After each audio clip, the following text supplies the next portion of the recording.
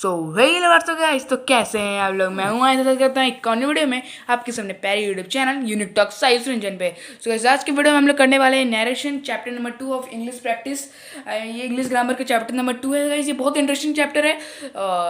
Narration जिसको हम लोग रिपोर्टेड स्पीच भी बोलते हैं। तो गाइस, इस चैप्टर्स की जो वर्कशीट्स हैं, वर्कशीट्स करने से पहले हम लोग समझेंगे कि नरेशन क्या है और नरेशंस के कुछ रूल्स भी हैं। तो पहले हम लोग उनको समझते हैं, फिर इस चैप्टर को हम लोग स्टार्ट करेंगे, इस चैप्टर्स के वर्कशीट को।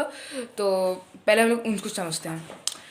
हाँ, तो पहले हम लोग समझेंगे रिपोर्टेड स्पीच क्या है। इस रिपोर्टेड स्पीच है मतलब एक आदमी ने आपको सोच लीजिए 3 आदमी हैं।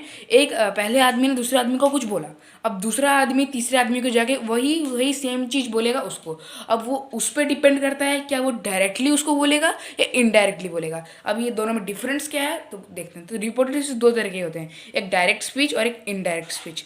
डायरेक्ट स्पीच क्या है? Reporting the message of the speaker in the exact word spoken by him, exact spoken by him called direct speech. तो यहाँ पे बोल रहा है कि जो मतलब मैंने जो बोला, आपका जो पहला आदमी है वो दूसरे आदमी को कुछ बोला। अब दूसरे आदमी तीसरे आदमी को जो जाके बोलेगा वही बात, और वो सेम उसका मतलब जो पहले आदमी ने दूसरे आदमी को बोला और तीसरे आदमी ने भी जो बोला था वही उसने यही सेम टू सेम बोल दिया। तो इसलिए रामा सेड, तो चलो रामा पहला आदमी है, ठीक है। Rama said he is busy now. तो दूसरे आदमी ने तीसरे आदमी के पास जाके यही बोल दिया कि रामा ने बोला कि वो बिजी था। अब इनडायरेक्ट स्पीच मतलब reporting the message of the speaker in your own words. अब ये डिफरेंट है, मतलब पहला आदमी ने दूसरे आदमी को जो बोला, फिर दूसरे आदमी तीसरे के आदमी के पास गया वही बोलने के लिए, लेकिन उसने थोड़ा सा चेंज करके अपने तरीके से वर्ड्स सेंटेंस को बना के उसने फिर बोला। तो पढ़ते हैं reporting the message of the speaker in our own words. पढ़ लिया। एग्जाम्पल है Rama told that he was busy then. इसका ही डायरेक्टली, ये डायरेक्ट स्पीच, ये डायरेक्टली है, ये इनडायरेक्टली है। तो रामा ने बोला था कि वो बिजी था। रामा ने बोला कि वो बिजी था। नाउ का देन हो जाएगा। कुछ कुछ वर्ड्स है जिसको चेंज होता है, जैसे कि टुमारो होता है टुमारो होता है द नेक्स्ट डे, यस्टरडे होता है द लास्ट डे, या द प्रीवियस डे भी कर सकते हैं। और गाइस मैं आपको एक देता हूँ, टुडे को रिपोर्टेड स्पीच में क्या चेंज करके बोलते हैं, टुडे को रिपोर्टेड स्पीच में क्या बोलते हैं, ये आप लोग मुझे कमेंट करके बताओ। जल्दी बताओ, अभी वीडियो को पॉज करो, अभी जाओ कमेंट सेक्शन में बताओ कि टुडे को रिपोर्टेड स्पीच में अगर चेंज करा जाए तो क्या बोलेंगे उसको। तो आगे चलते हैं। तो ये हो गया इंट्रोडक्शन का बात कि डायरेक्ट स्पीच इनडायरेक्ट स्पीच। अगर किसी को समझ नहीं आया तो कमेंट्स में तुरंत लिख देना, मैं नेक्स्ट वीडियो में फिर से समझाऊंगा। तो आप ये समझिए कि रिपोर्टेड स्पीच के 2 पार्ट होते हैं, एक डायरेक्ट स्पीच, इनडायरेक्ट स्पीच। दोनों का डिफरेंस समझ गए, इन दोनों को समझने से बहुत इजी हो जाएगा। तो समझने के बाद डायरेक्टली चलते हैं रूल्स। गाइस इसके टोटल 7 रूल्स हैं यहाँ पे इस चैप्टर, जो रिपोर्टेड स्पीच है इसके टोटल 7 रूल्स है। मैंने इस वीडियो में ओनली फर्स्ट रूल को बताया क्योंकि मैं वीडियो को ज़्यादा लंबा खींचना नहीं चाहता हूँ। तो रूल नंबर 1 में, और ऑलरेडी रूल नंबर 1 में ही 3 पार्ट है, और रूल नंबर 2 में भी वो बहुत है, रूल नंबर 3, ऐसे करते करते टोटल 7 रूल्स हैं। तो हम लोग उनको धीरे धीरे पार्ट 1, पार्ट 2, पार्ट 3, ये पार्ट 1 है, और आगे के पार्ट्स में हम लोग उनको भी कवर अप कर लेंगे। तो ये पार्ट 1 है। तो ओके, तो पार्ट 1 में अभी रूल 1 ही करेंगे, रूल 1 और इंट्रोडक्शन ही बस है। तो रूल 1 में देखते हैं क्या है। रूल 1 का पार्ट 1 है, रूल 1 का नंबर 1। तो इसमें 3 पार्ट है, तो इसमें पहले नंबर 1 को देखते हैं। तो नंबर 1 में लिखा है when the reporting verb of a direct speech is in a past tense then the all past tense are change into 1 minute. Okay, तो मैंने यहाँ पे गलती से पास लिख दिया था, ये प्रेजेंट होगा। तो अब पढ़ते हैं। तो when the reporting verb of the direct speech is in past tense then all the present tense are change into past tense. तो यहाँ बोला है कि अगर कोई डायरेक्ट स्पीच, मतलब ये लाइन, अगर कोई डायरेक्ट स्पीच पास्ट टेंस में है, अगर कोई डायरेक्ट स्पीच पास्ट टेंस में है तो जो भी प्रेजेंट टेंस है वो पास्ट टेंस में चला जाएगा। तो देखते हैं, जैसे कि डायरेक्ट स्पीच है he said I am happy, ये कौन से लाइन में, ये टोटल प्रेजेंट में है। तो इनडायरेक्ट में ये टोटल पास्ट में खींचा जाएगा। तो सी told that she was happy. तो गाइस यहाँ पे एक चीज़ देखेंगे, यहाँ पे हम लोग को डैट ऐड करना पड़ता है, डैट। तो यहाँ पे आपको डैट ऐड करना जरूरी है, और अगर नहीं ऐड करेंगे तो आपका कट भी सकता है। जैसे कि देख सकते हैं यहाँ पे आई एम था तो सी वाज। तो यहाँ पे आई का मतलब कौन, ये सी। तो ये सब आपने क्लास 7 में भी पढ़ा होगा, नॉर्मल सी बात है।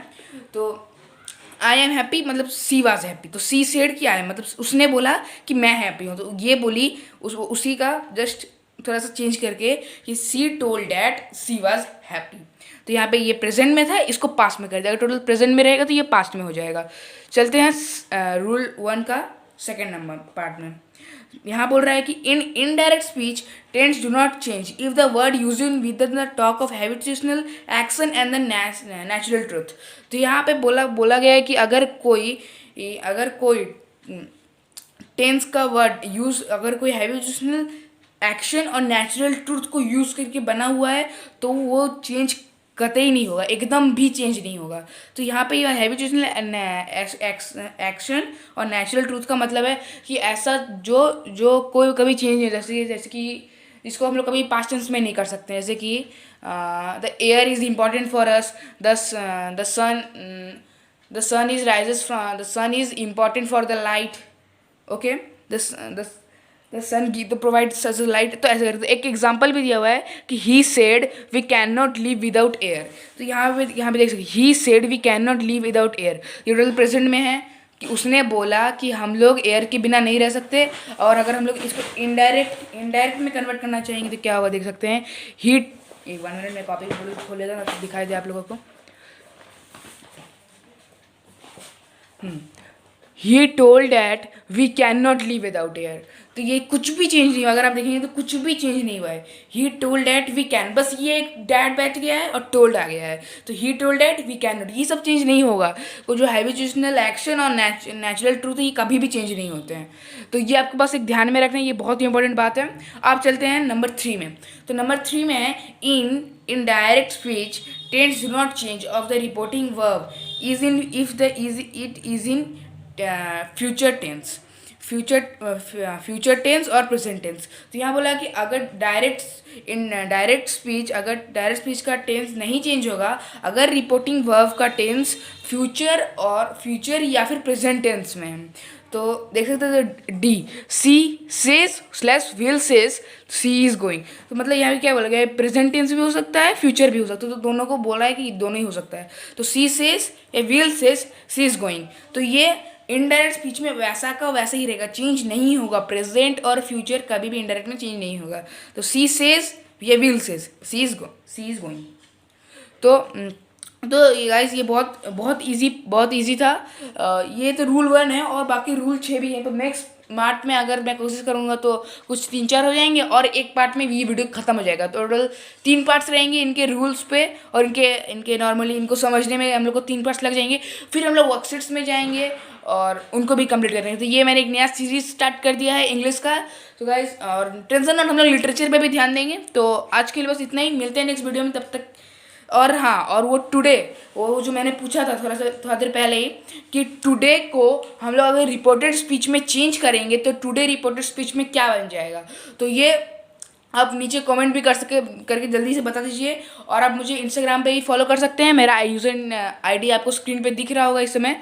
तो चल बस आज के लिए बस इतना ही, मिलते हैं नेक्स्ट वीडियो में, तब तक के लिए बाय बाय।